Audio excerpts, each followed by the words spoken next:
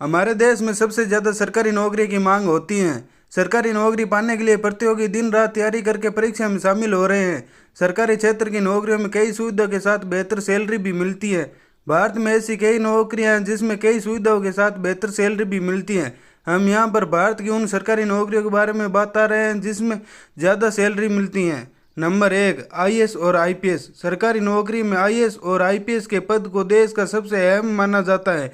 IAS बनने वाले उम्मीदवार को कलेक्टर कम डिस्ट्रिक्ट मजिस्ट्रेट के रूप में तैनात किया जाता है। वहीं आईपीएस के पद पर चयनित होने वाले उम्मीदवार को एसपी के रूप में तैनात किया जाता है। आईएएस की शुरुआती सैलरी 56,100 रुपये और आईपीएस की भी शुरुआती सैलरी 56,100 रुपये होती है। नंबर दो, Indian foreign service IFS.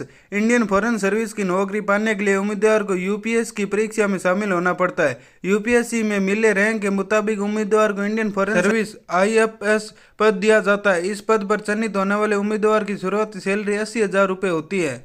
Number तीन, इंडियन फॉरेस्ट सर्विस आईएफएस। जो उम्मीदवार नेचर फ्रेंडली है वह प्रकृति के लिए कुछ करना चाहते हैं उनके लिए इंडियन फॉरेस्ट सर्विस से बेहतर और कुछ नहीं हो सकता। इंडियन फॉरेस्ट ऑफिसर आमतौर पर जंगलों में काम करते हैं, साथ ही वन्य जीव और पर्यावरण की रक्षा भी करते हैं। इस पद की नौकरी पाने के लिए आपको सिविल सेवा परीक्षा में शामिल होना पड़ता है। चयनित उम्मीदवार की शुरुआती सैलरी 60,000 रुपये होती है। नंबर चार, एनडीए और डिफेंस सर्विस। 10वीं और 12वीं में पढ़ने वाले छात्रों की पहली पसंद एनडीए और डिफेंस सर्विस होती है। इसमें नौकरी पाने के लिए विभिन्न परीक्षा जैसे एनडीए, सीडीएस, एएफसीएटी के एग्जाम पास करनी होती है। भारतीय सेना अपने कैंडिडेट चुनौतीपूर्ण काम करवाती है, लेकिन इसी के साथ वह बेहतर फैसिलिटी के साथ अच्छी सैलरी भी देती है। भारतीय सेना में चयनित होने वाले उम्मीदवार को लेफ्टिनेंट पद के लिए 68,000 रुपये, मेजर पद के लिए 1,00,000 रुपये और सूबेदार मेजर पद के लिए 65,000 रुपये सैलरी होती है। नंबर पाँच, विदेशी मंत्रालय में असिस्टेंट सेक्शन ऑफिसर एएसओ। इस पद में नौकरी पाने की इच्छा रखने वाले छात्रों को एसएससी सीजीएल की परीक्षा पास करनी होती है। एएसओ के पद पर चयनित होने वाले उम्मीदवार की सैलरी 1,25,000 रुपये होती है। इसके साथ ही उन्हें अस्पताल में मुफ्त मेडिकल सुविधा भी मिलती है। नंबर 6, इसरो डीआरडीओ के साइंटिस्ट इंजीनियर। जो इंजीनियर उम्मीदवार रिसर्च और डेवलपमेंट में रुचि रखते हैं वे इसरो और डीआरडीओ में साइंटिस्ट और इंजीनियर के पद के लिए आवेदन कर सकते हैं। इस दोनों संस्थाओं में चुने गए उम्मीदवारों की शुरुआती सैलरी 60,000 रुपये प्रदान किया जाता है। Number 7, RBI grade B. जो उम्मीदवार बैंकिंग के क्षेत्र में अपना करियर बनाना चाहते हैं वे आरबीआई ग्रेड बी में अपने करियर की शुरुआत कर सकते हैं। इस पद के लिए अलग से परीक्षा का आयोजन किया जाता है।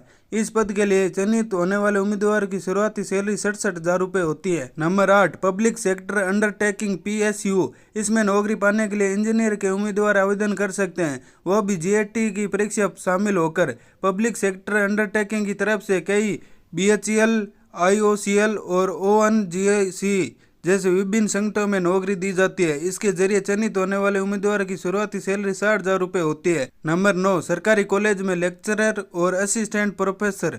देश के किसी भी सरकारी यूनिवर्सिटी या कॉलेज में एक असिस्टेंट प्रोफेसर का पद होता है। इस पद पर चयनित होने वाले उम्मीदवार की शुरुआती सैलरी 40,000 रुपये होती है। इसके साथ ही इस पद पर नियुक्त होने वाले छात्रों को आवास सुविधा, मेडिकल जैसी सुविधा भी मिलती है। Number 10, staff selection commission SSC.